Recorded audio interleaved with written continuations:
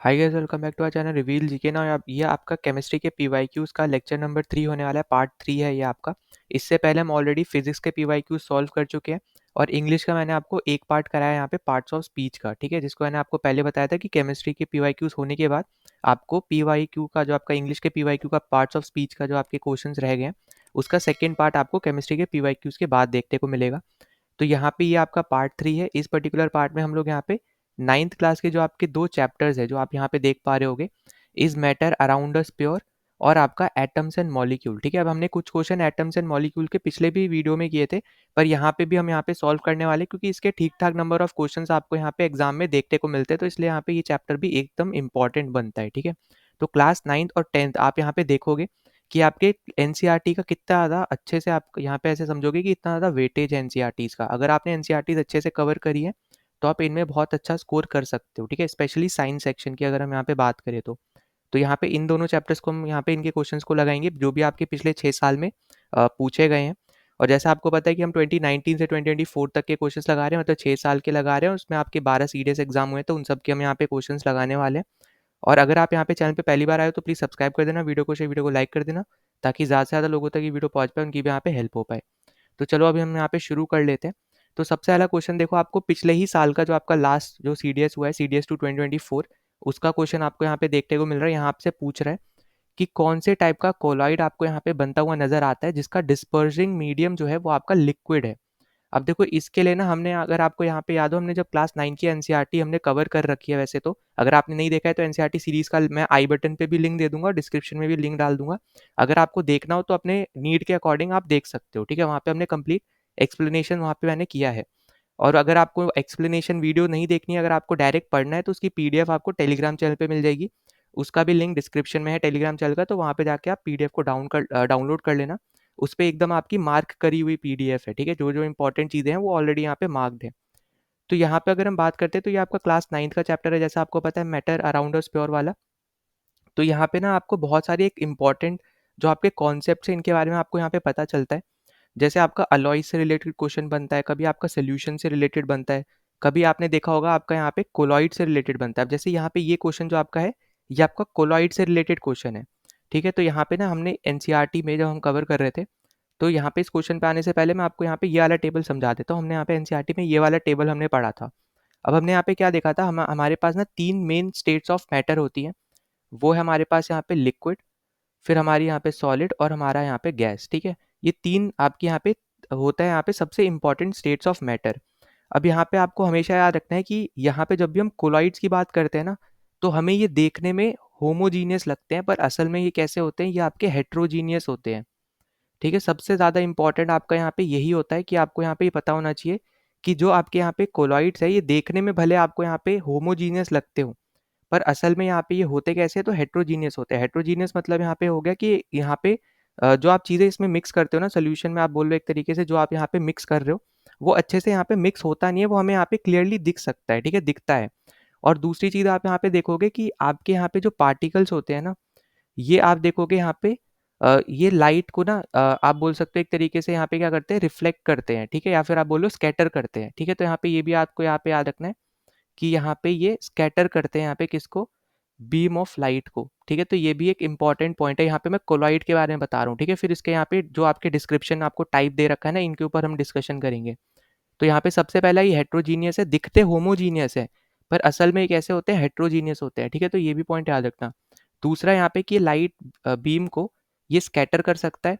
तीसरा पॉइंट आपको यहाँ पे याद रखना है कि ना इसके जो पार्टिकल्स होते हैं बहुत ज़्यादा ही स्मॉल साइज पार्टिकल होते हैं, तो हम अपनी आंखों से देख नहीं पाते हैं। ठीक है, तो स्मॉल साइज पार्टिकल्स आपको यहाँ पे देखने को मिलेंगे और यहाँ पे तब भी यहाँ पे ये लाइट को क्या कर लेता है, स्कैटर कर लेता है।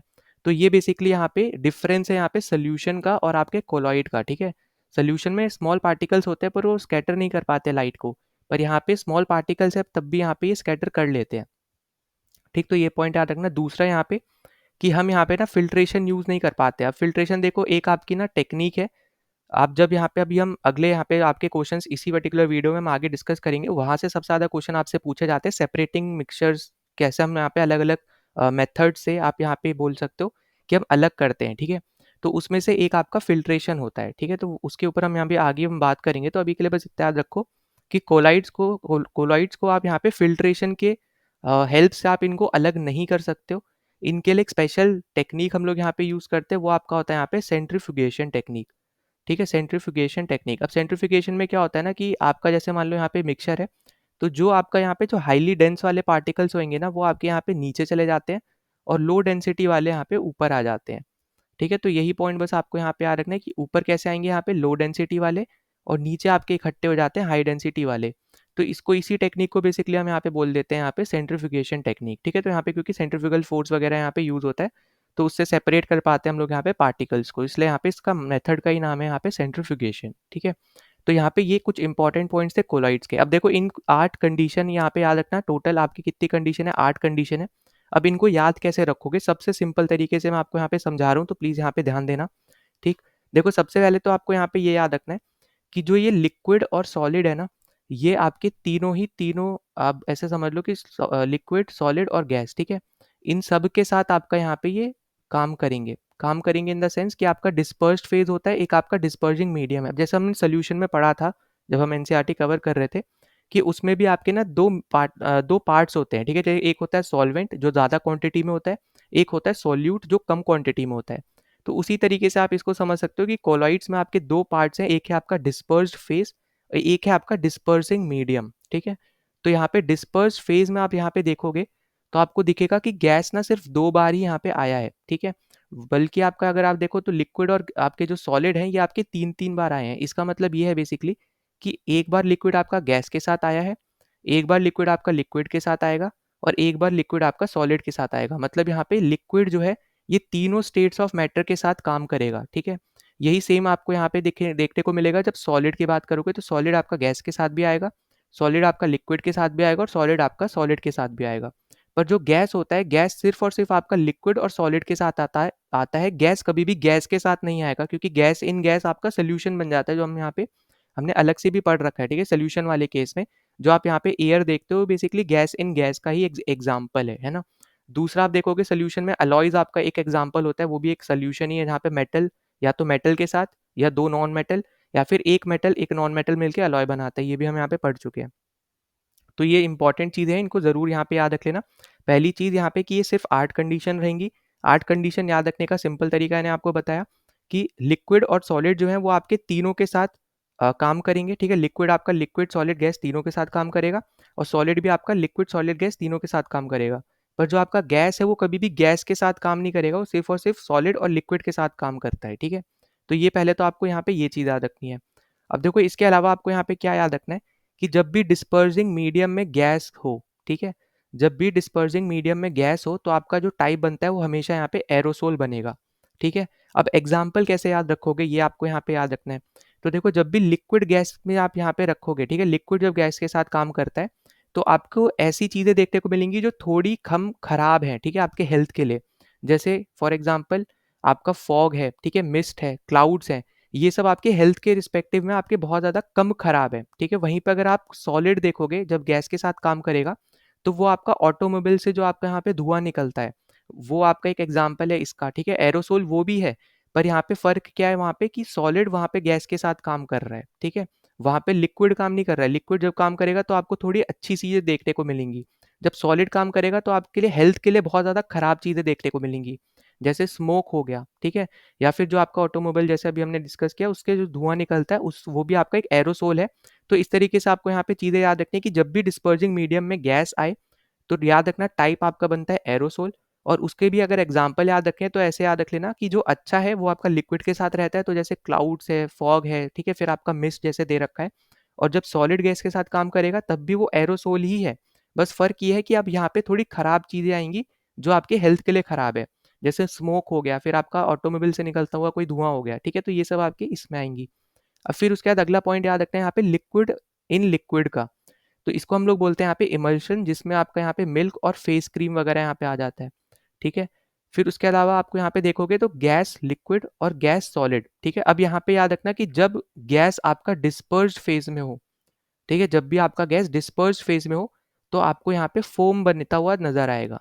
अब देखो हमने यहाँ पे दो कंडीशन देखी, जब गैस आपका डिस्पर्जिंग मीडियम में हो तो आपका एरोसोल बनता है, चाहे वो लिक्विड आए या फिर सॉलिड आए उससे कोई फर्क नहीं पड़ेगा। पर आपका क्या बनेगा यहाँ पे, एरोसोल बनेगा। वहीं पे जब आप डिस्पर्स्ड फेज की बात करते हो, तो डिस्पर्स्ड फेज में जब आपका गैस आता है, तो चाहे वो लिक्विड आए या फिर सॉलिड आए, डिस्पर्सिंग मीडियम में उससे कोई फर्क नहीं पड़ेगा, दोनों ही कंडीशन में आपका फोम बनेगा, ठीक है। पर एग्जाम्पल्स आपको यहाँ पे याद रखने हैं, क्योंकि जो आपको क्वेश्चन वहां पूछा है ना, वो एक एग्जाम्पल का पूछा है, वहां पे टाइप ऑफ कोलाइड नहीं पूछा है, ठीक है। तो यहाँ पे जो आपका फोम है, जैसे आप देखोगे यहाँ पे शेविंग क्रीम, तो यहाँ पे डिस्पर्जिंग मीडियम क्या है, यहाँ पे लिक्विड। वहीं पे अगर आप देखोगे यहाँ पे गैस इन सॉलिड का, तो डिस्पर्जिंग मीडियम सॉलिड है, तो यहाँ पे फोम जरूर बन रहा है। तो इसका एग्जाम्पल यहाँ पे आपको फोम देखने को मिलेगा, ठीक है, फोम, रबड़, स्पॉन्ज वगैरह यहाँ पे इसका एग्जाम्पल है, ठीक है। तो इसी तरीके से आप यहाँ पे बाकी भी देख सकते हो, जब आप लिक्विड को सॉलिड के साथ कराओगे तो आपका जेल बनता है, जिसमें जेली टाइप स्ट्रक्चर देखने को मिलता है। फिर आप यहाँ पे देखोगे सॉलिड इन सॉलिड में आपका यहाँ पे सॉलिड सॉल्व, और सॉलिड इन लिक्विड में आपका सिंपल सॉल्व, ठीक है। मतलब यहाँ पे सॉलिड सॉलिड रहेगा तो सॉलिड सॉल्व हो जाएगा, और सॉलिड लिक्विड रहेगा तो आपका सॉल्व हो जाएगा। मतलब इस तरीके से याद रखना कि पहले सॉलिड आना चाहिए तो सॉल्व बनेगा, ठीक है। और वहीं पे अगर बाद में सॉलिड आएगा तो वहाँ पे क्या बन जाएगा लिक्विड के साथ, तो वो आपका जेल बन जाएगा, ठीक है। तो ये टोटल आपकी 8 कंडीशन है, इनको आपको यहाँ पे याद रख लेना है। अब हम यहाँ पे अपने क्वेश्चन पे आते हैं। तो देखो क्वेश्चन आप देखोगे यहाँ पे कि in which of the following colloids is the dispersing medium a liquid.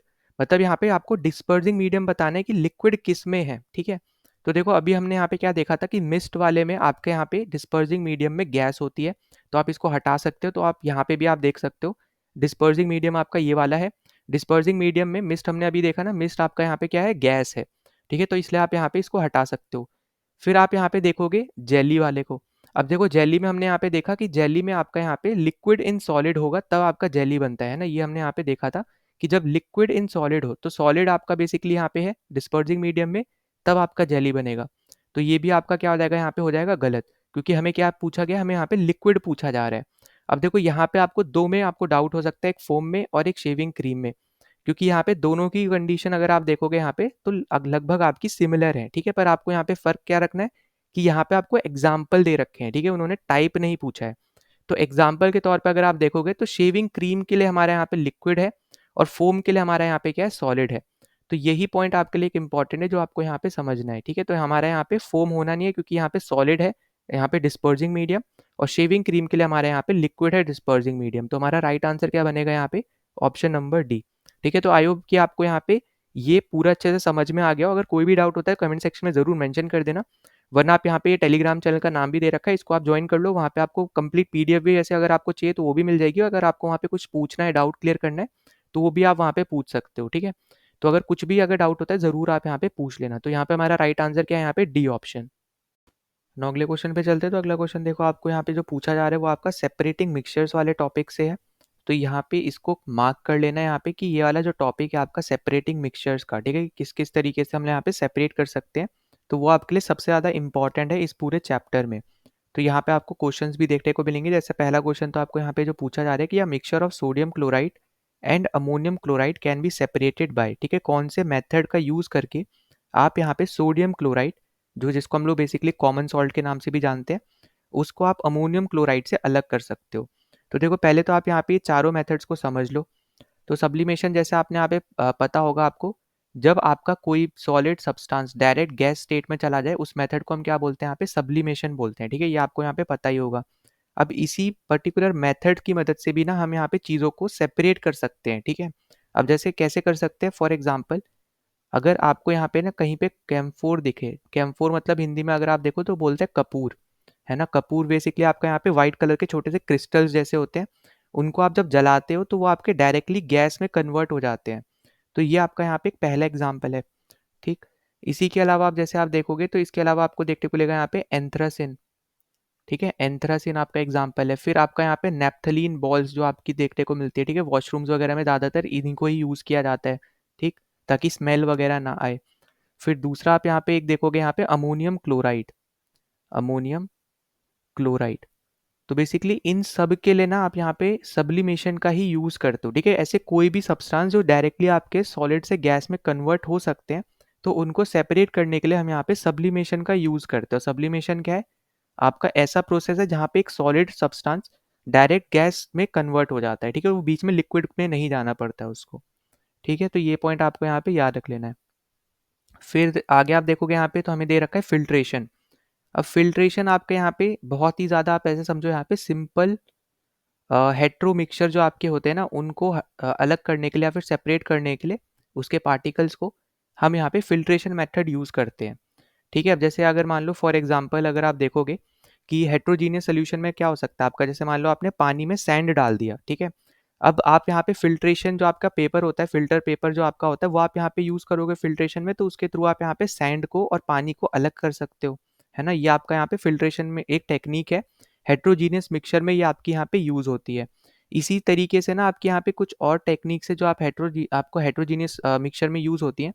एक है आपका यहाँ पे सेडिमेंटेशन, ठीक है। सेडिमेंटेशन बेसिकली यहाँ पे आपकी ग्रेविटी वगैरह का यहाँ पे रोल आ जाता है, तो उसकी मदद से आप यहाँ पे पार्टिकल्स को सेपरेट करते हो लिक्विड में।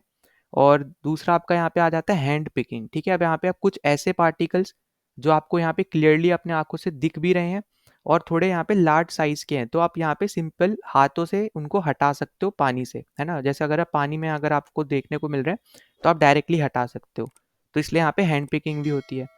फिर एक आपका होता है यहाँ पे लास्ट में सीविंग, ठीक है। तो यहाँ पे ये आपके यहाँ पे हेट्रोजीनियस सोल्यूशन के आपके यहाँ पे ये सारे मिक्सचर, मतलब यहाँ पे ये सारे मेथड्स होते हैं जिसमें से एक आपका फिल्ट्रेशन भी है। फिर उसके बाद अगर हम यहाँ पे बात करते हैं अपना यहाँ पे क्रोमोटोग्राफी का, तो देखो क्रोमोटोग्राफी यहाँ पे बहुत ज़्यादा इंपॉर्टेंट है, तो इसको तो आपको यहाँ पे बिल्कुल भी यहाँ पे भूलना नहीं है। तो देखो क्रोमोटोग्राफी में बेसिकली क्या होता है कि अगर आप यहाँ पे जैसे, चलो क्रोमोटोग्राफी को समझाने से पहले ना मैं आपको यहाँ पे एक और मेथड समझा दे रहा हूँ, वो है आपका यहाँ पे इवेपोरेशन, ठीक। अब इवेपोरेशन जो आपका यहाँ पे ये मेथड है, ये आपका तब यूज़ होगा जब आप यहाँ पे जैसे मान लो फॉर एग्जांपल अगर आपको बोला जाए कि आपके पास इंक है और उसको आपको ना अलग अलग करना है, ठीक है। मतलब यहाँ पे आपको इंक को अलग लेके आना है, जो भी उसके अंदर जो पार्टिकल जो भी आप बोलो उसके अंदर चीज़ें हैं उसको अलग करना है। तो पहले तो आपको ये पता होना चाहिए कि इंक बेसिकली क्या होता है, तो इंक आपका डाई इन वाटर होता है, ठीक है। अब जहाँ पे भी आपका वाटर आया, तो बेसिकली जब आप इवेपोरेशन करोगे तो ऑब्वियस सी बात है कि आपका वाटर क्या हो जाएगा, यहाँ पे इवेपोरेट हो जाएगा और हमें यहाँ पे डाई मिल जाएगा, है ना। तो ऐसी सारी चीज़ों में जहाँ पे वाटर आ रहा है और वाटर को हटा के हमें यहाँ पे चीज़ें मिल सकती हैं, उन सब चीज़ों में हम यहाँ पे इवेपोरेशन यूज़ करते हैं, ठीक है। तो ये पॉइंट याद रखना। अच्छा, आप यहाँ पे ये भी सोच रहे हो सीविंग क्या होता है, तो सीविंग जैसे आपने देखा होगा ना घरों में, जैसे जो मम्मी वगैरह होती है तो वो छानती हैं, जब आटा वगैरह छानती है या कुछ भी ऐसे छानती है, तो छानने वाली चीज़ जो है ना, छानने वाला जो प्रोसेस है उसको सीविंग बोलते हैं, ठीक है। तो ये पॉइंट याद रख लेना। बाकी फिर इवेपोरेशन पे अगर हम वापस आएँ तो वही आपको यहाँ पे याद रखना है कि इवेपोरेशन में बेसिकली यहाँ पे वो सारी जगह पे यूज़ होगा जहाँ पे भी आपका वाटर एक यहाँ पे यूज़ हो रहा है। जैसे आपका इंक जो है वो डाई इन वाटर है, ठीक है। तो जब आप वाटर को हटाना है अगर आपको, ताकि हमें डाई मिले, तो उसके लिए आप यहाँ पे क्या यूज़ करोगे, इवेपोरेशन यूज़ करोगे, क्योंकि इवेपोरेट हो जाएगा फिर आपका वाटर और आपको डाई मिल जाएगा। अब अगर आपको यहाँ पे बोला जाए कि आपको ना डाई को और भी ज़्यादा तोड़ना है मतलब हमें यहाँ पे पता करना है कि इसमें क्या-क्या कलर्स प्रेज़ेंट है। अब देखो कलर की स्पेलिंग ये भी होती है और ये भी होती है, ठीक है। अलग-अलग अंग्रेज़ी की बात है, इंग्लिश में अलग होगी, अमेरिकन इंग्लिश में अलग होगी, ठीक है। तो यहाँ पे कलर्स में अगर आपसे बोला जाए कि कौन-कौन से कलर्स में आपको यहाँ पे डाई के कलर्स क्या-क्या हैं, अगर आपको वो पूछा जाए, तो उन सब चीज़ों के लिए फिर आप यहाँ पे कौन-सा मेथड यूज़ करते हो, आप यहाँ पे क्रोमैटोग्राफी यूज़ करते हो। ठीक है, तो आई होप कि आपको ये चीज़ समझ आ गई, इसलिए हमने यहाँ पे सबसे पहले इवेपोरेशन हमने यहाँ पे डिस्कस किया।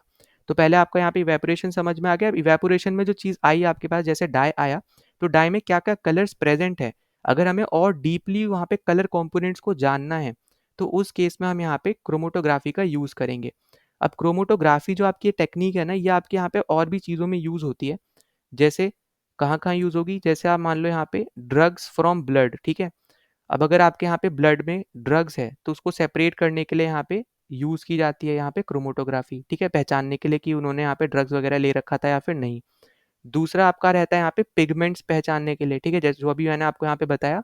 पिगमेंट्स मतलब यहाँ पे ये कि कौन-कौन से कलर के पिगमेंट्स आपको बेसिकली यहाँ पे देखने को मिलते हैं डाई में।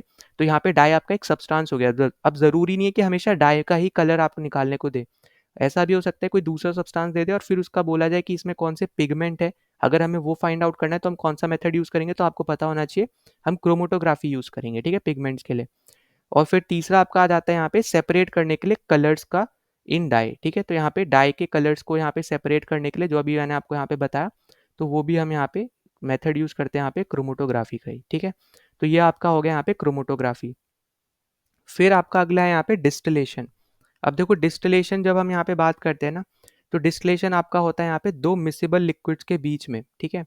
अब यहाँ पे दो मिसिबल लिक्विड्स का मतलब क्या है, यहाँ पे मिसिबल लिक्विड का मतलब आपको पता होना चाहिए कि ऐसे लिक्विड जो आपके ना होमोजीनियस है एक तरीके से, ठीक है। अब होमोजीनियस मतलब जैसे हमने यहाँ पे पहले भी डिस्कस किया, होमोजीनियस मतलब यहाँ पे कि जैसे आप पानी में चीनी को मिला देते हो तो आपको चीनी अगर आप ढंग से मिलाओगे तो आपको दिखती नहीं है ना, क्योंकि आपके जो पार्टिकल्स होते हैं वो एक दूसरे के यहाँ पे जो स्पेसेस होती है वहाँ पे वो जगह ले लेते हैं। पर सैंड में ऐसा नहीं होता है ना? तो यहाँ पे होमोजीनियस और हेट्रोजीनियस हमने बहुत अच्छे से हम हमारे यहाँ पे एनसीईआरटी वाली सीरीज में डिस्कस किया है। अगर आपको नहीं पता तो वहाँ जाके देख लेना, वैसे तो बहुत ज़्यादा बेसिक सी बात है ये, ठीक है? तो यहाँ पे होमोजीनियस आपका यहाँ पे होने चाहिए, मिसेबल लिक्विड मतलब होमोजीनियस सोल्यूशन है आपका यहाँ पे, और इममिसेबल मतलब होता है यहाँ पे हेट्रोजीनियस, ठीक है? तो ये 2 पॉइंट्स आपको यहाँ पे याद रख लेने हैं। अब 2 मिसेबल लिक्विड्स बोले मतलब आपका होमोजीनियस सोल्यूशन है, और यहाँ पे आपको जो सबसे इम्पोर्टेंट चीज़ आपको जो पता होना चाहिए वो ये पता होना चाहिए कि अगर आपका ना सफिशिएंट डिफरेंस है आपका बॉइलिंग पॉइंट्स में, जैसे आपको यहाँ पे ये सोडियम क्लोराइड और अमोनियम क्लोराइड दे रखा है, ठीक है? अगर इनके बीच का जो आप इन दोनों का मान लेते हैं हमारे पास कोई भी बॉइलिंग पॉइंट है, ठीक है? हमें यहाँ पे इन लोग का बॉइलिंग पॉइंट पता है। तो अगर इन दोनों के बॉइलिंग पॉइंट में एक सफिशिएंट डिफरेंस है तभी हम यहाँ पे क्या यूज़ करेंगे, डिस्टिलेशन यूज़ करते हैं। अब वो डिफरेंस कितने का होना चाहिए, तो वो आपका होना चाहिए मोर देन 25 केल्विन, ठीक है? More than 25 kelvin. इसका मतलब ये है कि अगर इन दोनों के बॉइलिंग पॉइंट का डिफरेंस 25 केल्विन से ज़्यादा होगा तब हम क्या यूज़ करेंगे, डिस्टिलेशन मेथड यूज़ करेंगे। अगर 25 से कम होगा तो आप क्या यूज़ करोगे, तो ये भी पता होना चाहिए, है ना? तो लेस देन 25 के अगर आपका होगा 25 केल्विन तो आप यहाँ पे फ्रैक्शनल डिस्टिलेशन यूज़ करोगे, ठीक है? तो ये भी एक डिस्टिलेशन का ही यहाँ पे एक टाइप है। बस फ़र्क यहाँ पे ये है कि यहाँ पे आप ऐसी जगहों पे फ्रैक्शनल डिस्टिलेशन यूज़ करते हो जहाँ पे जो आपके कंपोनेंट्स है ना उन दोनों के बॉइलिंग पॉइंट्स का डिफरेंस कम हो। अब जैसे पेट्रोल है, ठीक है? पेट्रोल में जो आपके कंपोनेंट्स रहेंगे तो उनके बॉइलिंग पॉइंट का डिफरेंस बहुत ज़्यादा कम रहेगा, तो अगर आपको उनको सेपरेट करना है तो उसके लिए आप क्या यूज़ करोगे, फ्रैक्शनल डिस्टिलेशन यूज़ करोगे, ठीक है? पेट्रोलियम के वगैरह आपके यहाँ पे चीज़ों को हटाने के लिए। फिर जो आपकी गैसेज़ हैं, ठीक है? तो अगर आपको सेपरेशन करना है यहाँ पे गैसेज़ का एयर से, तो उसमें आप क्या यूज़ करोगे, आप यहाँ पे फ्रैक्शनल डिस्टिलेशन यूज़ करोगे। तो ये ऐसे याद रखना कि ऐसे कोई भी सब्सटेंसेस जिनके डिफरेंस बॉइलिंग पॉइंट का 25 केल्विन से कम है तो वहाँ पे फ्रैक्शनल डिस्टिलेशन यूज़ होगा। अगर ज़्यादा है तो वहाँ पे क्या यूज़ होगा, वहाँ पे डिस्टिलेशन यूज़ होगा। बस फ़र्क आपको यहाँ पे मतलब मेन पॉइंट आपको यहाँ पे ये याद रखना है, ये तो हो गया फ़र्क। मेन पॉइंट याद रखना है वो ये कि ये 2 आपके यहाँ पे मिसेबल होने चाहिए, ठीक है? इमिसेबल में काम नहीं आएगा। तो ये पॉइंट इंपॉर्टेंट है जो आपको यहाँ पे याद रखना है, ठीक है? सबसे इम्पोर्टेंट पॉइंट आपका यहाँ पे है कि ये मिसेबल होने चाहिए, मतलब होमोजीनियस होना चाहिए, ठीक है? फिर वहीं पे अगर हम यहाँ पे एक छोटा सा हम और डिस्कस कर लेते हैं, वो है आपका यहाँ पे सेपरेटिंग फर्नल को। अब सेपरेटिंग फर्नल भी आपका यहाँ पे एक सेपरेटिंग मेथड ही होता है, ठीक है? यहाँ पे अलग अलग करने का ही यहाँ पे चीज़ों को। तो सेपरेटिंग मेथड की जब हम यहाँ पे बात करते हैं तो देखो सेपरेटिंग मेथड में आपको यहाँ पे देखने को मिलेगा, ये आपका यहाँ पे यूज़ होता है आपका इमिसेबल लिक्विड के लिए, ठीक है? ये आपका यहाँ पे यूज़ होता है इमिसेबल लिक्विड के लिए। अब इमिसेबल मतलब हो गया यहाँ पे हेट्रोजीनियस सॉल्यूशंस, ठीक है? हेट्रोजीनियस आपका मिक्सचर। तो अगर आपको उनको अलग करना है तो आप यहाँ पे सेपरेटिंग फर्नल यूज़ करोगे।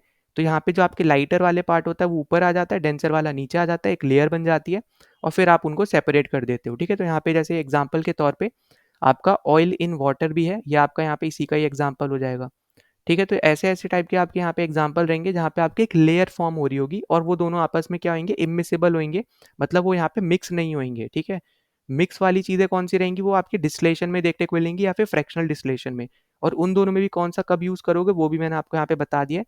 तो वो आपके लिए यहाँ पे इंपॉर्टेंट चीज़ है, तो प्लीज़ यहाँ पे उसको बिल्कुल भूलना नहीं, ठीक है?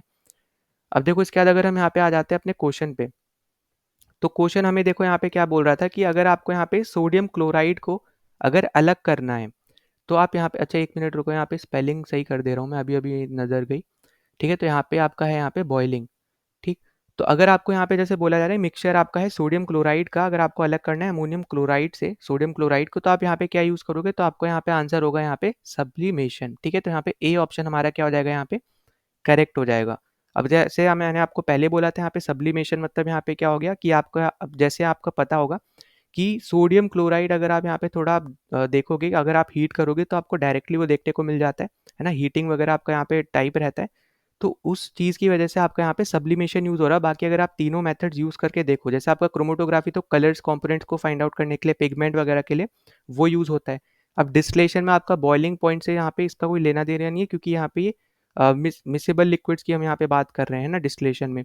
फिर फिल्ट्रेशन तो आपका यहाँ पे ये होना नहीं है, फिल्ट्रेशन भी आपका यहाँ पे अलग मेथड आ जाएगा जहाँ पे हम बेसिकली बात करते हैं हेट्रोजीनियस मिक्सचर्स की, ठीक है? तो इसलिए आपका यहाँ पे जो राइट आंसर बनेगा यहाँ पे इन चारों में से, वो आपका यहाँ पे कौन सा बनेगा, तो वो आपका बनेगा यहाँ पे आपका बनेगा यहाँ पे सब्लिमेशन, ठीक है। तो सबसे ज़्यादा आपका यहाँ पे यही इंपॉर्टेंट चीज़ है। तो यहाँ पे देखो सारे मेथड्स हमने यहाँ पे लगभग डिस्कस कर लिए, कुछ आपके जो रह गए हैं वो अभी हम आगे डिस्कस कर लेंगे। तो इतना आपको यहाँ पे बस पता होना चाहिए कि ये सबसे ज़्यादा आपके यहाँ पे इंपॉर्टेंट चीज़ रहेंगी, ठीक है। तो आई होप कि आपको यहाँ पे इसमें कोई दिक्कत ना हो, अगर कोई भी दिक्कत होती है तो ज़रूर आप यहाँ पे पूछ सकते हो, ठीक है। फिर हम यहाँ पे आगे चल लेते हैं अपने अगले क्वेश्चन पे। अब देखो अगला क्वेश्चन जो आपको यहाँ पे बोला जा रहा है, very small insoluble particles in a liquid may be separated from it by using. अब देखो ये वेरी स्मॉल इनसॉल्युबल पार्टिकल्स, अगर आपको यहाँ पे याद हो तो हमने यहाँ पे एक हमने यहाँ पे पढ़ रखा है अपना सस्पेंशन वगैरह, है ना, सस्पेंशन वगैरह हमने यहाँ पे पढ़ा था। तो वहाँ पे हमने इन सब के बारे में थोड़ा बहुत आइडिया हमें यहाँ पे मिला था, पर उससे इसको कंफ्यूज नहीं करना है, ठीक है, क्योंकि यहाँ पे हम अलग चीज़ की थोड़ी यहाँ पे बात करेंगे, ठीक। अब देखो क्रिस्टलाइजेशन की हम सबसे पहले यहाँ पे ये मेथड आपका रह गया था, हम इसको देख लेते हैं। तो क्रिस्टलाइजेशन आप यहाँ पे यूज़ करते हो प्यूरिफाई करने के लिए, ठीक है। प्यूरिफिकेशन ऑफ सॉल्ट्स के लिए बेसिकली यहाँ पे इसका यूज़ किया जाता है, ठीक है। प्यूरिफाई करने के लिए यहाँ पे सॉल्ट्स वगैरह को बनाने के लिए वो सब। और दूसरा यहाँ पे कि अगर आपको सेपरेट करना है क्रिस्टल्स को, ठीक है, separate crystals from impure samples, ठीक है, separate crystals from impure impure samples. तो यहाँ पे अगर आप देखोगे तो हर तरफ से यहाँ पे बस यही चीज़ बताई जा रही है कि यहाँ पे इम्प्योरिटीज़ को हटा रहे हैं, और क्रिस्टलाइजेशन जो आपका यहाँ पे प्रोसेस है वो बेसिकली यहाँ पे प्यूरिफाई कर रहा है यहाँ पे सॉल्ट्स को, ठीक है। तो ये पॉइंट आपको यहाँ पे आ रखना है, इसका यहाँ पे इसको हम बोलते हैं यहाँ पे क्रिस्टलाइजेशन, ठीक है। इसका यहाँ पे एप्लीकेशन क्या है, प्यूरिफिकेशन करता है यहाँ पे सॉल्ट्स का। दूसरा यहाँ पे क्रिस्टल्स को सेपरेट करता है इम्प्योर सैंपल्स से। फिर फ्रैक्शनल डिस्टिलेशन ऑलरेडी बता चुका हूँ कि यहाँ पे मिसिबल लिक्विड्स रहेंगे, और दोनों के बॉइलिंग पॉइंट का जो डिफरेंस है वो आपका यहाँ पे क्या रहेगा, लेस देन रहेगा 25 केल्विन, ठीक है। फिर सेंट्रीफ्यूगेशन हमने यहाँ पे ऑलरेडी डिस्कस कर लिया जब मैंने आपको कोलाइड्स के बारे में बताया था। तो सेंट्रीफ्यूगेशन में बेसिकली यहाँ पे क्या होता है कि आपका ना यहाँ पे देखने को मिलता है कि आपके जो लोअर डेंसिटी वाली चीज़ें होती है वो आपकी ऊपर चली जाती है, और हायर डेंसिटी वाली वो आपकी नीचे की तरफ बैठ जाती हैं। और इसी की वजह से आपको यहाँ पे सेंट्रीफ्यूगेशन टेक्निक आप यहाँ पे यूज़ करते हो, ठीक है। ज़्यादातर आपको यहाँ पे देखने को मिलेगा कि आप यहाँ पे इसको कहाँ-कहाँ यूज़ कर सकते हो, वो हम यहाँ पे चलो मैं बता दे रहा हूँ। तो जैसे आपका यहाँ पे बटर फ्रॉम क्रीम, ठीक है, इसको सेपरेट करना है अगर आपको, तो यहाँ पे आप यूज़ करोगे। फिर अगर आपको मान लो सेपरेट करना है यहाँ पे क्रीम फ्रॉम मिल्क, ठीक है, क्रीम फ्रॉम मिल्क अगर आपको करना है सेपरेट, अगर आपको ऐसे एग्जांपल करके पूछा जाए कि अगर आपको क्रीम हटानी है मिल्क से तो आप कौन सा टेक्निक यूज़ करोगे, तो याद रखना सेंट्रीफ्यूगेशन आप यहाँ पे यूज़ करोगे। फिर अगर आपसे पूछा जाए यहाँ पे कि बटर फ्रॉम क्रीम, जैसे हमने यहाँ पे देख लिया, और आपका यहाँ पे आ जाता है जैसे ब्लड टेस्ट वगैरह होते हैं ना, तो इन सब में भी यहाँ पे इसका यूज़ किया जाता है। फिर यूरिन टेस्ट वगैरह में भी यहाँ पे इन सब का यहाँ पे यूज़ किया जाता है। फिर आपका यहाँ पे जो वॉशिंग मशीन है, ठीक है, वॉशिंग मशीन में भी यहाँ पे ये टेक्निक यूज़ होती है। अब यहाँ पे कैसे ये टेक्निक यूज़ होती है, तो जैसे आप देखते होगे कि लास्ट के टाइम पे जो आपका जो भी कपड़े रहते हैं ना मशीन में, तो लास्ट के टाइम में वो आपकी एक सर्कल बहुत ज़्यादा तेज़ी से यहाँ पे घूमती है। तो उससे क्या होता है कि आपके जो कपड़े होते हैं वो एक स्क्वीश हो जाते हैं, मतलब यहाँ पे एकदम आप ऐसे इसको दबा देते हो ताकि उसके अंदर जो पानी होता है जितना भी वो आपका निकल जाए। तो वहाँ पे आप बोल सकते हो कि यहाँ पे ये टेक्निक यूज़ होती है, ठीक है, वॉशिंग मशीन में, ठीक। तो ये पॉइंट भी आपको याद रखना है। और बाकी आपको यहाँ पे जो क्वेश्चन भी पूछा गया कि यहाँ पे अगर आपको इनसॉल्युबल पार्टिकल्स हटाने हैं तो आप यहाँ पे क्या यूज़ करोगे, आप यहाँ पे सेंट्रीफ्यूगेशन टेक्निक यूज़ करोगे, ठीक है। तो ये भी पॉइंट आपके लिए यहाँ पे एक इंपॉर्टेंट हो जाएगा, और जैसे हमने यहाँ पे कोलाइड्स के टाइम पे भी देखा था, तो उससे भी आपको यहाँ पे थोड़ा आइडिया लग गया, ठीक है। तो यहाँ पे आपका यहाँ पे आंसर क्या बनेगा, यहाँ पे ये बनेगा आपका सेंट्रीफ्यूगेशन। अब यहाँ पे हम बात कर लेते हैं कि डिकेंटेशन आपका यहाँ पे क्या होता है। तो देखो डिकेंटेशन की अगर हम यहाँ पे बात करें तो यहाँ पे आपको देखने को मिलेगा कि आपका एक ऐसा प्रोसेस है जहाँ पे आप लिक्विड को सॉलिड से अलग करते हो, ठीक है। तो यहाँ पे याद रखना, आप यहाँ पे क्या करते हो, आप लिक्विड को अलग करते हो आप यहाँ पे सॉलिड से, ठीक है, पहली चीज़। दूसरी चीज़ आपको यहाँ पे पूछा जा सकता है कि इमिसिबल लिक्विड्स के लिए ये यूज़ होता है या फिर आपका मिसिबल के लिए। तो यहाँ पे याद रखना, आप यहाँ पे इमिसिबल ज़्यादातर आप देखोगे, ठीक है। तो ये सबसे ज़्यादा इंपॉर्टेंट आप बोल सकते हो, या तो आप इसके लिए यूज़ कर रहे होगे या फिर आप यहाँ पे इमिसिबल लिक्विड्स के लिए यूज़ कर रहे होगे, ठीक है। तो ये 2 पॉइंट्स आपको यहाँ पे याद रखने हैं। और यहाँ पे डिकेंटेशन वाले में आपको यहाँ पे सस्पेंशन जो हमने यहाँ पे पढ़ा है वो आपको यहाँ पे याद रखना है। जो हमने 3 चीज़ें पढ़ी थी इसमें, आपका एक सॉल्यूशन पढ़ा था हमने, कोलॉइड्स पढ़े थे, और तीसरा था आपका यहाँ पे सस्पेंशन, ठीक है। सस्पेंशन बेसिकली आपके यहाँ पे हेट्रोजीनियस होते हैं, ठीक है, होमोजीनियस वो यहाँ पे सॉल्यूशन नहीं होता है, मिक्सचर नहीं होता है, हेट्रोजीनियस मिक्सचर होता है। और इसका एग्जांपल जैसे आपका सैंड इन वाटर वगैरह हमने यहाँ पे जैसे डिस्कस कर रखा है, इसके पार्टिकल्स हम अपनी आंखों से देख सकते हैं, और ये स्टेबल भी नहीं होता है, ठीक है। तो यहाँ पे इसको फिल्ट्रेशन से भी अलग किया जा सकता है। तो यहाँ पे सस्पेंशन वाला जो आपका चीज़ है कि यहाँ पे जो इन आपके जो ऐसे पार्टिकल्स जो आपके यहाँ पे रह जाते हैं उनको हम अलग कर पाते हैं इन सब की मदद से, तो उसकी मदद से भी आप यहाँ पे इसको याद रख सकते थे, ठीक है। तो याद रखना कि यहाँ पे हम लिक्विड को सॉलिड से अलग कर रहे हैं। इसको हम एक तरीके से हम ये बोल सकते हैं सस्पेंशन का ही हम यहाँ पे थोड़ा बहुत यहाँ पे हम अपना यूज़ कर रहे हैं सस्पेंशन का। पर जो इम्पोर्टेंट है वो बस इतना याद रखना कि लिक्विड को सॉलिड से अलग कर रहे हैं या फिर दो इमिसिबल लिक्विड्स को अलग अलग करना है, तो उसके लिए यहाँ पे डिकेंटेशन भी यहाँ पे यूज़ किया जाता है इसमें, ठीक है। तो ये पॉइंट आपके लिए यहाँ पे इंपॉर्टेंट रहेगा जो आपको यहाँ पे याद रखना है। बेसिकली अगर आप देखोगे यहाँ पे तो डिकेंटेशन लिक्विड में आप यहाँ पे सेडिमेंट्स वगैरह को यहाँ पे आप क्या करते हो, यहाँ पे अलग करते हो, ठीक है। डेंसिटीज वगैरह देख के मैन्युअली आप यहाँ पे ज़्यादातर देखोगे कि यहाँ पे आप क्या करोगे, आप सेडिमेंट्स वगैरह को अलग करते हो, ठीक है। तो यही सबसे ज़्यादा एक इम्पॉर्टेंट पॉइंट्स है कि आपके यहाँ पे सेडिमेंट्स को बेसिकली यहाँ पे लिक्विड्स को सेडिमेंट से अलग किया जाता है। तो यहाँ पे लिख दे रहा हूँ, लिक्विड को आप यहाँ पे अलग करते हो सेडिमेंट से, ठीक है। तो वही बेसिकली वही बात होगी कि आप लिक्विड को सॉलिड से अलग कर रहे हो क्योंकि सेडिमेंट्स आपके यहाँ पे सॉलिड फॉर्म में ज़्यादातर देखने को मिलते हैं। तो आई होप कि आपको ये चारों मेथड्स भी समझ में आ गए हो। और यहाँ पे अगर आपको जैसे बोला जा रहा है कि वेरी स्मॉल इनसॉल्युबल पार्टिकल्स आपके लिक्विड में है, उनको आपको अलग करना है, तो उसके लिए आप यहाँ पे देखोगे तो आपको ऐसे आंसर तो दे रखा है यहाँ पे यूपीएससी में, वो आपको दे रखा है यहाँ पे सेंट्रीफ्यूगेशन का, ठीक है। तो यहाँ पे ये पॉइंट आपको यहाँ पे याद रख लेना है, तो सी आंसर अपना यहाँ पे करेक्ट हो जाएगा।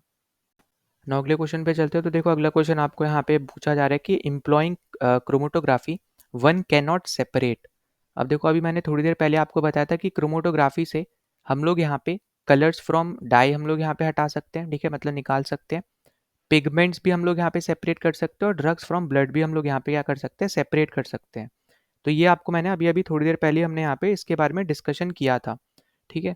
तो आपको यहाँ पे डायरेक्टली आंसर क्या देखने को मिल जाएगा कि हम लोग यहाँ पे रेडियो आइसोटोप्स को हम लोग यहाँ पे सेपरेट नहीं कर सकते क्रोमोटोग्राफी से, ठीक है। क्रोमोटोग्राफी जैसे मैंने आपको बोला कि कलर कंपोनेंट्स अगर हमें और डीप में जानने हैं तो उन सब चीज़ों के लिए हम लोग यहाँ पे यूज़ करते हैं उसका, ठीक है। तो यहाँ पे हम रेडियो आइसोटोप्स को हटाने के लिए मतलब निकालने के लिए हम इनका यहाँ पे यूज़ नहीं कर सकते हैं, ठीक है।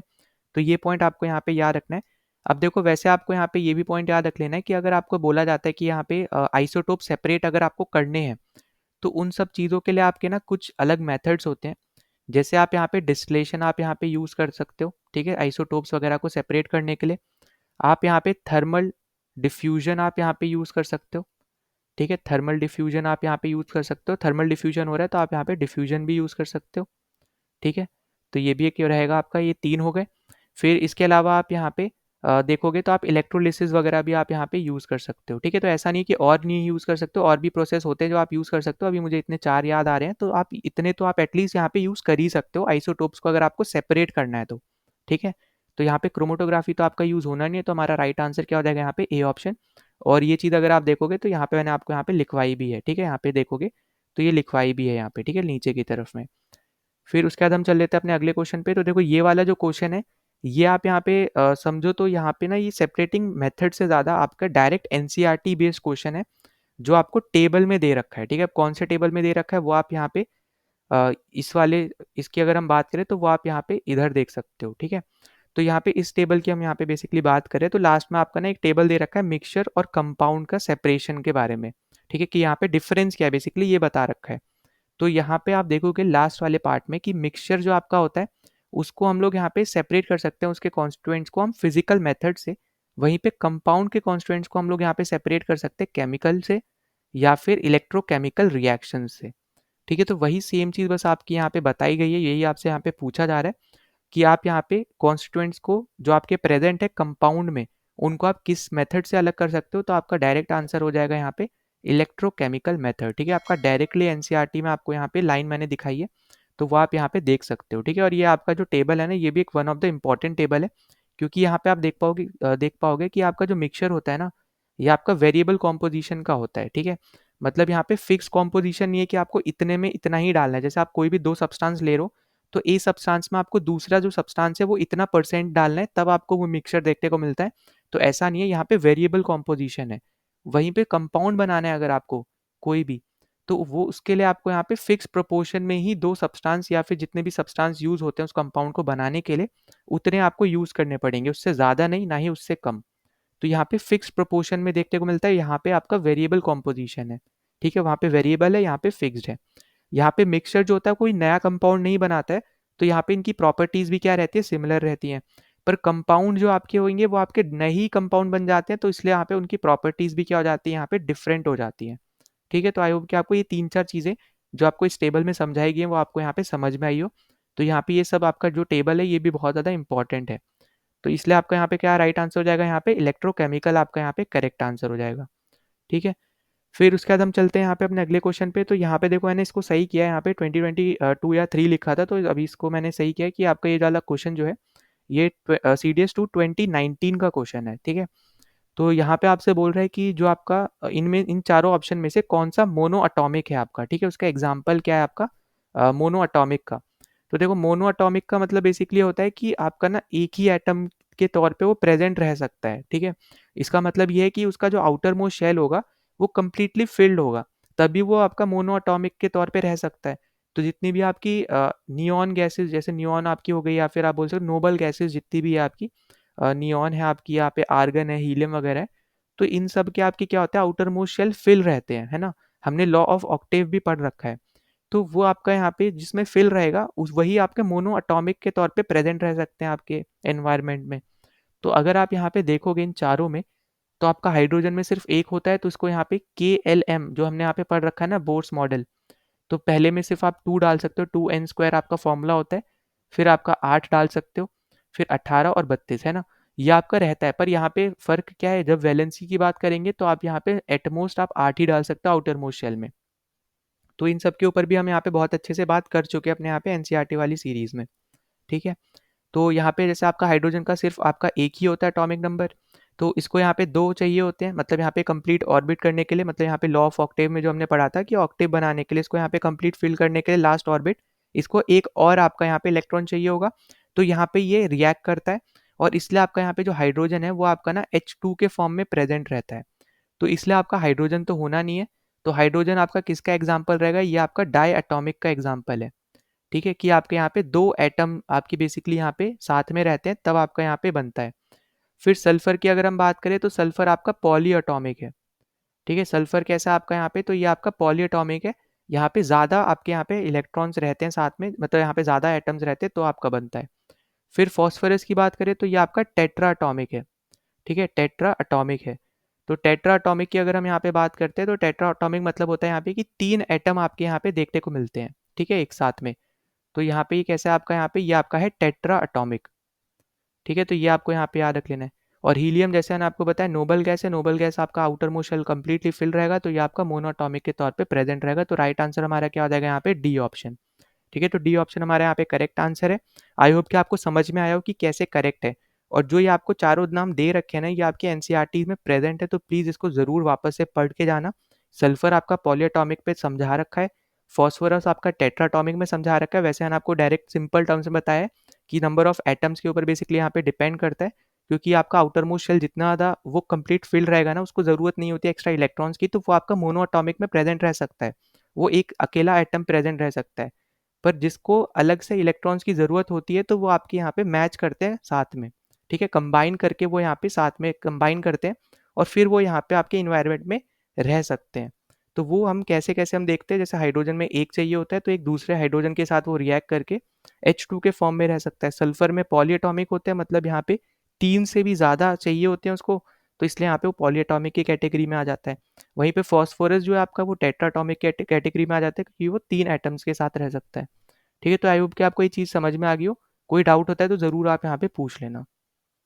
ना अगले क्वेश्चन पे चलते, तो अगला क्वेश्चन आपको यहाँ पे पिछले ही CDS एग्जाम का पूछा हुआ है, तो यहाँ पे आपको देखने को मिल रहा होगा CDS 2024 का क्वेश्चन है।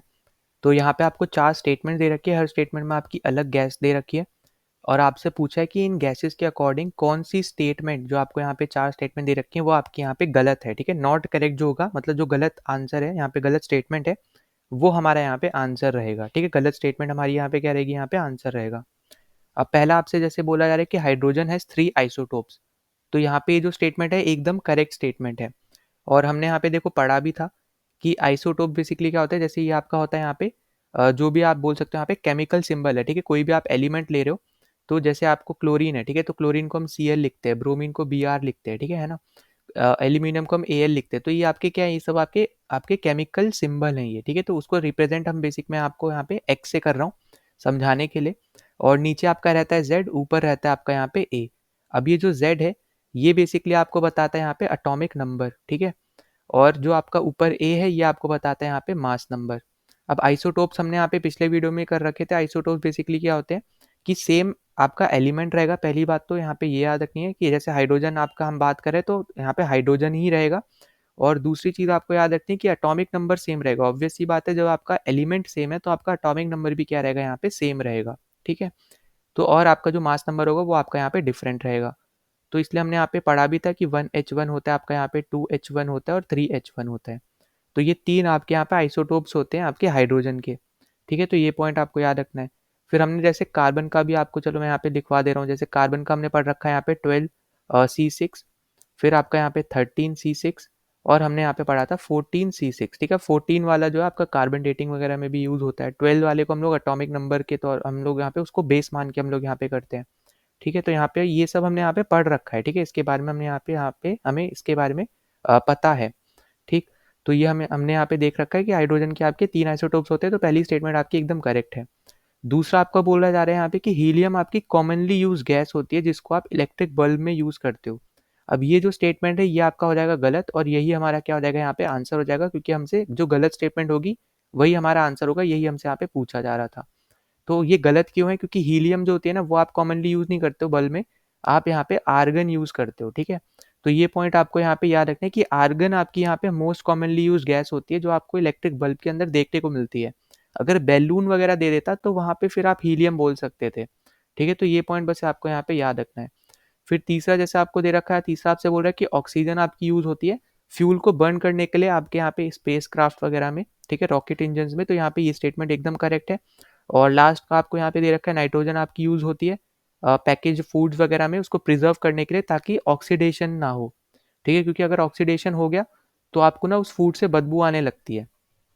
तो हमने यहाँ पे ये रेंसिडिटी वाला जो हमारा टॉपिक था उसमें हमने यहाँ पे इसको पढ़ा भी था, ठीक है, हमारे एनसीईआरटी में, कि आपका जो नाइट्रोजन है ये पैक्ड फूड में, जैसे आपके जो चिप्स वगैरह होते हैं उसमें यहाँ पे रहती है, ताकि वो आपके प्रिजर्व रहे, ठीक है। प्रिजर्व रहे मतलब यहाँ पे वो लंबे टाइम तक, अगर मान लो जैसे अगर कोई आज मैन्युफैक्चर कर रहा है, ठीक है, तो वो एटलीस्ट यहाँ पे जो भी अब अलग अलग चिप्स कंपनी का जो भी यहाँ पे तरीका होगा, तो उसके अकॉर्डिंग जैसे मान लो यहाँ पे कि 3 साल अगर वो यहाँ पे 3 महीने के लिए अगर वो यहाँ पे चाहते हैं, तो 3 महीने तक वो एटलीस्ट यहाँ पे प्रिजर्व रहे, कि अगर कोई भी लास्ट के 1 महीने में उन चिप्स के पैकेट को खरीद रहा है तो वो खा सके, ठीक है, वो यहाँ पे सड़े नहीं, ना उनसे बदबू आए। तो उसके लिए यहाँ पे नाइट्रोजन गैस का यहाँ पे यूज किया जाता है पैकेज फूड्स वगैरह में, ठीक है, उनको प्रिजर्व रखने के लिए, ऑक्सीडेशन रोकने के लिए। अगले क्वेश्चन पे चलते हैं। तो अगला क्वेश्चन हमें यहाँ पे दे रखा है कि in which of the following cases do both physical and chemical change take place. अब देखो यहाँ पे फिजिकल एंड केमिकल चेंज की जब हम यहाँ पे बात करते हैं तो सिंपल टर्म्स में आप यहाँ पे ऐसे याद रखना कि जो फिजिकल चेंज होता है ना, तो एक फॉर्म से दूसरे फॉर्म में जब यहाँ पे कोई भी सब्सटेंस जाता है तो वो ए से, जैसे मान लो यहाँ पे कोई भी है, यहाँ पे ए से एक बी में कन्वर्ट हो जा रहा है, ठीक है, चेंज हो जा रहा है। जैसे मान लेते हैं हम लोग यहाँ पे कि कोई एक सब्सटेंस है वो सॉलिड से आपका लिक्विड बन गया, ठीक है। अगर ये जो आपका बी सब्सटेंस में आया, ठीक है, जो आपका लिक्विड बना है, अगर ये वापस से सॉलिड बन सकता है तो इसको हम लोग बोलेंगे यहाँ पे फिजिकल चेंज। मतलब यहाँ पे वो अपने ओरिजिनल वाले फॉर्म में वापस आ सकता है, ठीक है, सर्टेन प्रोसेस करने के बाद। पर यहाँ पे जो आपका ये केमिकल चेंज है, केमिकल चेंज में ये होता है कि आपका अगर एक फॉर्म से दूसरे फॉर्म में अगर यहाँ पे कुछ भी कन्वर्ट हो गया है और वो यहाँ पे वापस ना आ पाए, जैसे फॉर एग्जाम्पल जैसे आपको यहाँ पे बर्निंग ऑफ कैंडल दे रखा है, ठीक है। अब बर्निंग ऑफ कैंडल में जो आपका वैक्स होता है ना, जैसे आप यहाँ पे देखते होगे आपके यहाँ पे कुछ इस तरीके की कैंडल है और यहाँ पे एक रोप निकली होती है और यहाँ पे जल रहा होता है, ठीक है, ऊपर। अब यहाँ पे जो वैक्स है, तो जब यहाँ पे ये मेल्ट हो रहा है ना, तो ये जो मेल्टिंग वाला प्रोसेस है ये बेसिकली आपका एक फिजिकल प्रोसेस है, ठीक है, क्योंकि आपका जो ये मेल्ट चीज हो रही है ये एक सॉलिड से पहले लिक्विड में कन्वर्ट होके फिर नीचे जब गिरती है तो वो एकदम यहाँ पे जब जम जाती है वापस से क्या बन जाता है, वो सॉलिड बन जाती है ना। इतना तो आपने यहाँ पे देखा ही होगा। तो यहाँ पे ये जो मेल्ट हो रही है, ठीक है, मेल्टिंग ऑफ वैक्स जो है, यहाँ पे मैं लिख भी दे रहा हूँ, मेल्टिंग जो आपकी हो रही है यहाँ पे वैक्स की, तो ये आपका कैसा प्रोसेस है, तो ये आपका एक फिजिकल प्रोसेस है जहाँ पे पहले मैक्स जो आपका वैक्स है जो आपका सॉलिड में था वो जब पिघल रहा है तो वो लिक्विड में कन्वर्ट होके फिर वो नीचे जाके आपका वापस से क्या बन जा रहा है, यहाँ पे वो वैक्स बन सकता है, कूल करके यहाँ पे वो वैक्स बन जाएगा, ठीक है, वापस से वो सॉलिड हो जाएगा। तो ये तो हो गया आपका फिजिकल। अब यहाँ पे इसमें केमिकल क्या है, तो देखो केमिकल आपका रहेगा यहाँ पे कि जब आपका वैक्स जलता है, ठीक है, जैसे आपका यहाँ पे जो भी ऊपर की तरफ में वैक्स होगा, जब भी यहाँ पे आप जलाओगे इसको कैंडल को, तो ये जो ऊपर वाला वैक्स है ना, तो ये आपके एयर पार्टिकल्स के साथ बेसिकली यहाँ पे रिएक्ट करेगा, ठीक है। तो यहाँ पे ना ये वैक्स वेपर्स के तौर पे प्रेजेंट रहेगा और एक नए केमिकल कंपाउंड्स बनाएगा ये, ठीक है। तो इसकी वजह से आप यहाँ पे देखोगे कि अब यहाँ पे जो नई चीज बनेंगी ना, तो वो आपकी यहाँ पे वापस से वो वैक्स नहीं बना सकती है, ठीक है। तो यहाँ पे आपको वैक्स वेपर्स बेसिकली आप यहाँ पे बोल सकते हो, आपको यहाँ पे देखने को मिलेंगे। तो यहाँ पे जो वैक्स वेपर रहेगा, ये आपका एक केमिकल चेंज बन जाएगा, ठीक है। मेल्टिंग ऑफ वैक्स तो आपका फिजिकल चेंज था, पर यहाँ पे ये जो वैक्स वेपर बन रहे हैं, ठीक है, वैक्स वेपर जो आपके यहाँ पे एयर के साथ कंबाइन करके आप बोल सकते हो यहाँ पे बन रहे हैं इसकी वजह से, तो ये आपका क्या रहेगा, यहाँ पे एक केमिकल प्रोसेस रहेगा, ठीक है, केमिकल चेंज बन जाएगा ये। तो इसलिए आपका यहाँ पे बर्निंग ऑफ कैंडल जो है, ये आपका फिजिकल चेंज भी है और आपका केमिकल चेंज भी है। तो हमारा राइट आंसर क्या होगा यहाँ पे, A option, burning of candle, ठीक है। आई होप कि आपको समझ में होगा, वापस से थोड़ा सा समझा दे रहा हूँ। फिजिकल चेंज आप सिंपल टर्म्स में ऐसे याद रख लो कि अगर कोई चीज़ है ए से बी फॉर्म में कन्वर्ट हुई है, अगर यहाँ पे वो बी से वापस ए में कन्वर्ट हो सकती है, तो यहाँ पे वो आपका हो जाता है फिजिकल चेंज, ठीक है। जैसे यहाँ पे मेल्टिंग ऑफ वैक्स है, मेल्ट करके वो आपका वापस से सॉलिड में बन गया, ठीक है। वहीं पे जो आपका वैक्स वेपर है, वो आपका केमिकल चेंज इसलिए है क्योंकि वैक्स जो है आपका यहाँ पे, वो आपका ऑक्सीजन के साथ कंबाइन हो जा रहा है और नए सब्सटेंसेस को बना रहा है, और जो कि वापस से वैक्स नहीं बन सकते हैं, ठीक है। जो भी आपका ये ऊपर वाला वैक्स है, तो यहाँ पे कुछ वैक्स तो बेसिकली आपका यहाँ पे मेल्ट हो ही जा रहा है, पर यहाँ पे जो वैक्स रहेंगे वो आपका वैक्स वेपर बन जा रहे हैं, ऑक्सीजन के साथ रिएक्ट करके आपके यहाँ पे वैक्स नए कंपाउंड्स बना दे रहा है, ठीक है। तो इसलिए यहाँ पे ये आपका एक केमिकल चेंज है, क्योंकि अब वो वापस से आपका वैक्स नहीं बनेगा। तो इसलिए आपका यहाँ पे क्या है, केमिकल चेंज है। तो यहाँ पे इसलिए आपका बर्निंग ऑफ कैंडल आपका फिजिकल चेंज में भी आ जाता है और केमिकल चेंज में भी आ जाता है, ठीक है। बाकी आप यहाँ पे देखोगे, तो अब जैसे आपको यहाँ पे बाकी देख रखे हैं, तो वो भी हम यहाँ पे थोड़ा डिस्कस कर लेते हैं। तो अगला जैसे आपको दे रखा है यहाँ पे फ्रीजिंग ऑफ वाटर। अब देखो फ्रीजिंग ऑफ वाटर जैसे आपको यहाँ पे पता चल रहा है, ये आपका एक सिंपल सिंपल क्या है, यहाँ पे एक फिजिकल चेंज है, क्योंकि आपके पास यहाँ पे पानी है, वो लिक्विड फॉर्म में होता है, उसको आपको फ्रीज करना है, तो वो आपका सॉलिड में बन जाएगा। और सॉलिड में जब वो बन जाएगा एक तरीके से, तो आप वापस से उसको, ऑब्वियस सी बात है, आप लिक्विड में उसको कन्वर्ट कर सकते हो यहाँ पे हीट करके। तो इसलिए यहाँ पे ये कैसा एक प्रोसेस है, तो ये आपका एक फिजिकल प्रोसेस है, ठीक है। तो ये पॉइंट आपको यहाँ पे याद रखना है। फिर रस्टिंग ऑफ आयरन आपको दे रखा है, तो रस्टिंग ऑफ आयरन भी आपको यहाँ पे याद रखना है, ये आपका एक केमिकल चेंज है, ठीक है। ये कैसा चेंज है, तो ये आपका एक केमिकल चेंज है जो आपको देखने को मिलेगा यहाँ पे आयरन में होता है, ठीक है। आयरन पे आपको यहाँ पे देखने को मिलता है, जिसमें आपको आप देखोगे कि ब्राउन कलर की ना ऊपर ऊपर की तरफ एक छोटे से ना एक पार्टिकल्स टाइप बोल लो आप एक तरीके से, या फिर रस्ट आप बोल सकते हो, वो इकट्ठा हो जाता है। एक तरीके से ऐसे समझो कि आपकी जो आयरन रहेगा, जिसके ऊपर भी रस्ट जमा हो जाता है ऑक्सीजन के साथ रिएक्ट करने के बाद, तो वो आयरन जो है वो आपका एक तरीके से खराब हो रहा है, ठीक है, क्योंकि उसके ऊपर रस्ट जमा हो गया है। तो वो आपका कैसे होता है, वो आपके ऑक्सीजन के साथ होता है, ठीक है। ऑक्सीजन आपका सबसे ज़्यादा अबेंडेंट आप बोल सकते हो गैस मॉलिक्यूल रहता है, ठीक है। अगर हम मतलब सही तौर पे बात करें, मतलब अगर हम रियल कॉम्पोजिशन को ना देखें, तो आपका एक ऑक्सीजन एक ऐसा मॉलिक्यूल है, या फिर आप बोलो ऐसी गैस है, जो ठीक ठाक अमाउंट में प्रेजेंट है और वो सबसे ज़्यादा रिएक्ट करती है, ठीक है। तो ये पॉइंट आपको यहाँ पे याद रखना है, वो क्या करती है, सबसे ज़्यादा आपकी यहाँ पे रिएक्ट करती है, ठीक है। बाकी आपको कॉम्पोजिशन तो पता ही होगा। यहाँ पे अगर हम गैसेस की बात करते हैं, तो यहाँ पे अगर हम बात करें यहाँ पे गैसेस के एटमॉस्फेयर में, अगर हम मेनली अगर हम बात करते हैं, तो सबसे ज़्यादा आपको पता है यहाँ पे कि नाइट्रोजन आपको सबसे ज़्यादा देखने को मिलती है, वो आपकी ऑलमोस्ट आप बोल सकते हो 78% समथिंग आपकी रहती है, ठीक है। और ज़्यादातर हम यहाँ पे ऑक्सीजन जो पढ़ते हैं वो 20.9 या फिर 21% की हम लोग यहाँ पे पढ़ते हैं, कि एटमॉस्फेयर में आपकी यहाँ पे 20.9 या फिर 21% आपकी यहाँ पे क्या है, यहाँ पे ऑक्सीजन है, ठीक है। तो आप अगर देखोगे तो ऑक्सीजन ठीक ठाक अमाउंट में आपके यहाँ पे प्रेजेंट है एटमॉस्फेयर में, और ये आपकी हाईली रिएक्टिव होती है, ठीक है। इसलिए आपके यहाँ पे ज़्यादा से ज़्यादा आपके ऑक्साइड्स बनते हुए आपको नजर आते हैं, ठीक है। हमने गैल्वेनाइजेशन वाले में हमने यहाँ पे देखा है, लेयर बना देता है यहाँ पे, ठीक है। तो वो हम यहाँ पे बहुत बार देख चुके हैं, तो आपको एनसीईआरटीज पढ़नी है वो बहुत अच्छे से, तभी आपको यहाँ पे क्या रहेगा, आपको ये चीज़ समझ में आएगी, ठीक है। अगर आप यहाँ पे एनसीईआरटीज नहीं करोगे, तो आपको यहाँ पे ये चीज़ समझ में नहीं आएगी। फिर अगर हम आगे बात करें यहाँ पे कुकिंग ऑफ फूड की, तो कुकिंग ऑफ फूड आपका रहेगा यहाँ पे केमिकल चेंज, क्योंकि अगर आप एक बार कुक कर देते हो, तो आप वापस से उसको उसके ओरिजिनल चेंज में तो आप ला नहीं सकते हो ना, ओरिजिनल पोजीशन या फिर ओरिजिनल जो आपके सब्सटेंस थे। अब जैसे आपने कुछ भी मिक्स कर दिया, ठीक है, चीज़ आपने मिक्स कर दी, स्पाइसेस वगैरह मिक्स कर दिए, अब आप उसको सेपरेट थोड़ी कर पाओगे अलग अलग, तो इसलिए आपका यहाँ पे क्या है, ये केमिकल चेंज बन जाएगा, ठीक है। तो आई होप कि आपको ये चीज़ समझ में आ गई। सिंपल टर्म्स में ऐसे याद रख लेना कि अगर कोई भी चीज़ आप वापस से ला सकते हो, चेंज कर सकते हो, तो वो आपका हो जाता है यहाँ पे फिजिकल चेंज।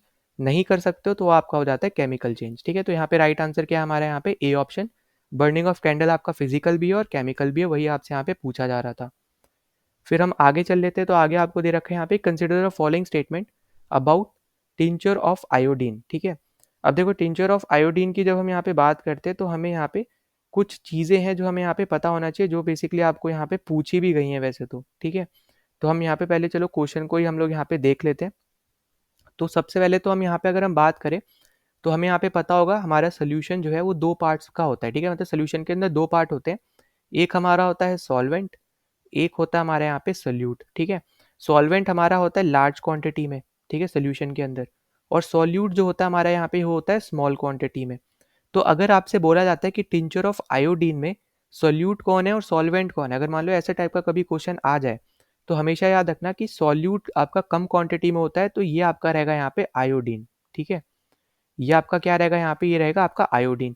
और यहाँ पे सॉल्वेंट क्या रहेगा, तो सॉल्वेंट बेसिकली आपका रहता है यहाँ पे वाटर हो गया, ठीक है, इथेनॉल हो गया, ये सब आपका क्या रहता है यहाँ पे, ये आपके हैं यहाँ पे सॉल्वेंट। ठीक है, सॉल्वेंट आपका क्योंकि ज़्यादा क्वांटिटी में है, तो ये पॉइंट आपके लिए एक इंपॉर्टेंट है जो आपको यहाँ पे याद रखना है, ये आपसे पूछा भी जा सकता है। ठीक है, तो यहाँ पे एक तरीके से आपको या तो इथेनॉल वाटर करके दे देगा या फिर एल्कोहल करके दे देगा। तो ये पॉइंट बस आपको यहाँ पे याद रखना है कि सॉल्वेंट आपका लार्ज क्वांटिटी में होता है, या तो वाटर इथेनॉल देगा या फिर एल्कोहल देगा। वहीं पे सॉल्यूट के केस में आपका हमेशा आयोडीन रहेगा। ठीक है, तो वहाँ पे ये पॉइंट याद रखना है अगर हम स्पेसिफिकली टिंचर ऑफ आयोडीन की बात करें तो। ठीक है, अब यहाँ पे आपको पूछा जा रहा है कि इन तीनों में से कौन सी स्टेटमेंट्स करेक्ट है। तो देखो टिंचर ऑफ आयोडीन की जब हम बात करते हैं तो यहाँ पे ये एक आपका एंटीसेप्टिक सोल्यूशन है। तो यहाँ पे ये जो स्टेटमेंट है तो ये आपकी यहाँ पे एकदम करेक्ट स्टेटमेंट है कि आपका जो टिंचर ऑफ आयोडीन होता है ये आपका क्या होता है, ये आपका एक एंटीसेप्टिक सोल्यूशन होता है। ठीक है, तो यहाँ पे ये जो आपकी जो आपका ये स्टेटमेंट है ये आपका यहाँ पे एकदम करेक्ट स्टेटमेंट है। फिर अगर हम बात करें यहाँ पे दूसरे स्टेटमेंट की कि आयोडीन जो है यहाँ पे इस kept in alcohol water mixture, तो जैसे मैंने आपको यहाँ पे बताया, ठीक है, वाटर इथेनॉल देगा या फिर आपको यहाँ पे एल्कोहल दे देगा, जैसे आपको मैंने अभी समझाया भी था। ठीक है, तो यहाँ पे ये आपकी क्या रहेंगे, यहाँ पे आयोडीन को आप कैप्ट कर रहे हो इसमें। ठीक है, कैप्ट कर रहे हो मतलब यहाँ पे ये कम क्वांटिटी में प्रेजेंट होगा, और जिसमें कैप्ट कर रहे हो मतलब जिसमें रख रहे हो या फिर डाल रहे हो वो आपका यहाँ पे सॉल्वेंट रहेगा, वो आपका ज़्यादा क्वांटिटी में होगा। तो इस स्टेटमेंट से भी आप यहाँ पे ये चीज़ समझ सकते हो। तो यहाँ पे ये भी आपकी क्या है, करेक्ट स्टेटमेंट है। फिर तीसरा आप देखोगे concentration of iodine is very low, तो ये तो आपको मैं बता ही चुका हूँ कि आयोडीन को क्योंकि हम लोग डाल रहे हैं यहाँ पे इसमें, जिसको हम डालते हैं वो आपका कम क्वांटिटी में रहता है, वो आपका होता है सोल्यूट, और जिसमें डाल रहे हैं तो वो आपका ज़्यादा क्वांटिटी में होता है, उसको हम बोलते हैं यहाँ पे सॉल्वेंट। ठीक है, तो आई होप कि आपको ये चीज़ समझ में आ गई हो।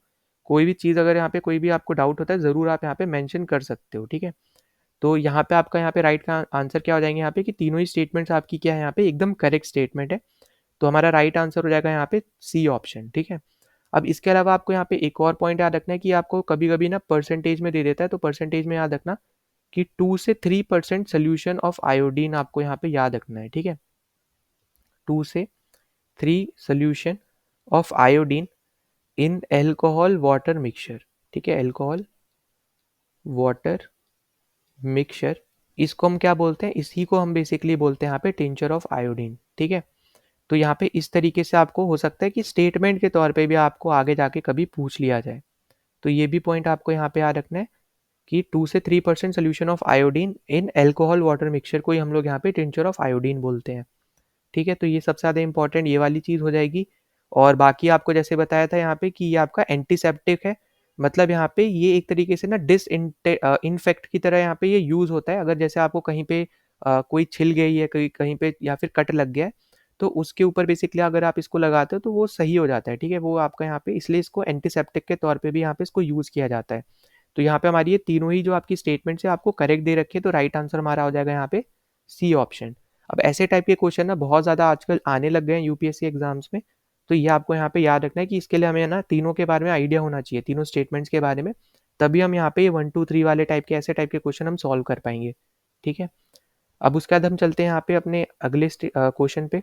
तो अगला क्वेश्चन आपको बोल रहा है कि which one among the following substance is a compound. अब देखो ये वाला जो आपका यहाँ पे जो क्वेश्चन है, जैसे अभी हमने यहाँ पे थोड़ी देर पहले डिस्कस किया था कि जो आपके कंपाउंड्स होते हैं और हमारे जो मिक्सचर होते हैं, ठीक है, तो ये हमने यहाँ पे देखा था कि कंपाउंड्स और मिक्सचर्स आपके यहाँ पे क्या होते हैं। ठीक है, तो इसके तौर पे अगर हम यहाँ पे बात करते हैं तो देखो यहाँ पे आपके जो कंपाउंड है तो कंपाउंड हमने यहाँ पे क्या देखा था कि आपकी फिक्स्ड प्रोपोर्शन में ही आपके यहाँ पे इसके पार्टिकल्स आपको देखने को मिलेंगे। मतलब आप फिक्स प्रोपोर्शन में जब यहाँ पे करोगे अरेंज, मतलब यहाँ पे जब यूज़ करोगे उनका, तभी आपका एक कंपाउंड फॉर्म होता है। जब भी कोई नया कंपाउंड बनेगा तो ऑब्वियस सी बात है, क्योंकि वो नया कंपाउंड बन रहा है, तो आपकी प्रॉपर्टीज भी क्या रहेंगी, यहाँ पे सेपरेट रहेंगी। जिसको आपने मिला के भी यूज़ किया होगा उनसे भी अलग आपको यहाँ पे देखने को मिल सकती है, ठीक है, प्रॉपर्टीज वगैरह। तो यहाँ पे अगर हम बात करते हैं आंसर की, तो आंसर आपका रहेगा यहाँ पे शुगर। ठीक है, शुगर आपका क्या रहेगा यहाँ पे, हमारा राइट आंसर रहेगा। क्योंकि शुगर आपका बेसिकली एक ऐसा कंपाउंड है जो 3 तरीके के एटम से बनता है। ठीक है, 3 एटम से आपको यहाँ पे बनता हुआ नजर आएगा।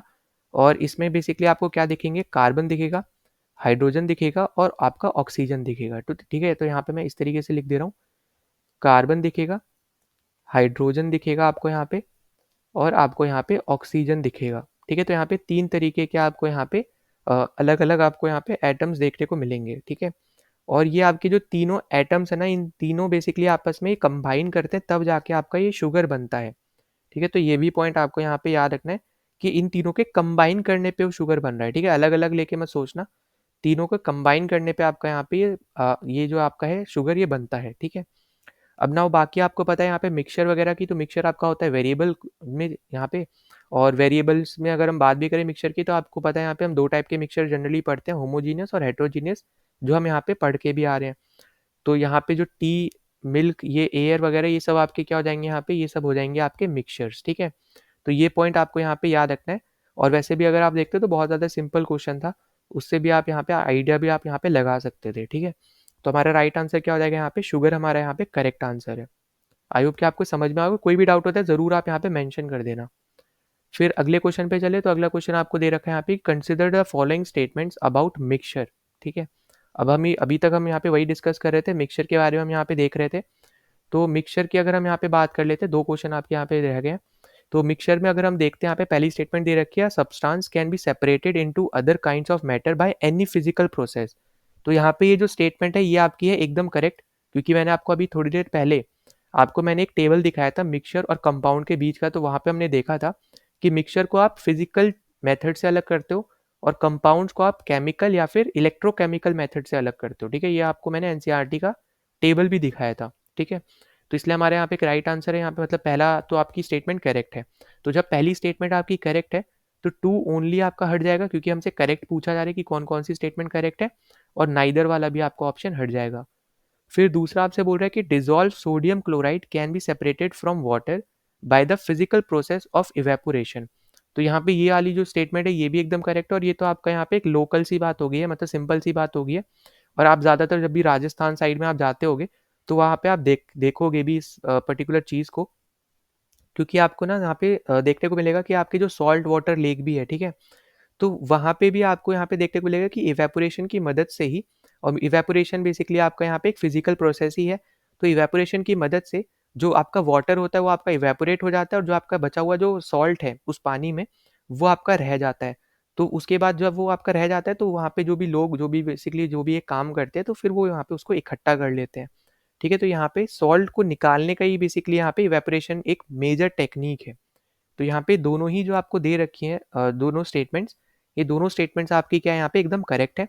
तो हमारा राइट आंसर हो जाएगा यहाँ पे सी ऑप्शन। ठीक है, तो यहाँ पे ऐसा समझाने का भी नहीं था, क्योंकि यहाँ पे दूसरा तो आपका बहुत ज़्यादा बेसिक कॉन्सेप्ट के ऊपर दे दिया जो आपको हर एक को पता होगा, और पहला वाला हमने यहाँ पे ऑलरेडी डिस्कस कर लिया पहले ही शुरू में ही। ठीक है, फिर लास्ट क्वेश्चन आपका यहाँ पे है इस वीडियो में जो आपको पूछा गया है CDS-1 2024 में। यहाँ पे आपसे पूछ रहा है कि विनेगर आपका यहाँ पे कैसा सोल्यूशन है। ठीक है, इन चारों ऑप्शन में से कौन सा आपका यहाँ पे करेक्ट आंसर है। तो देखो, इसलिए मैंने आपको यहाँ पे आयोडीन वाला बताया था कि टिंचर ऑफ आयोडीन आपका 2 से 3% रहता है solution of iodine in water alcohol. ठीक है, या फिर एल्कोहल वाटर मिक्सचर। तो ये पॉइंट आपको यहाँ पे याद रख लेना कि जो आपका विनेगर है ना, विनेगर आपका 5 to 8% रहता है। अब जब 5 से 8% रहता है तो आप डी तो हटा ही सकते हो। अब 5 से 8% किसका सोल्यूशन रहता है ये आपको पता होना चाहिए।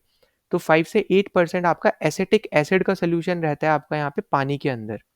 तो हमारा राइट आंसर जो होगा वो हमारा रहेगा यहाँ पे ए ऑप्शन। और आपका ये बी और सी ये दोनों ही आपके ऑटोमेटिकली क्या हो जाएंगे, यहाँ पे एलिमिनेट हो जाएंगे।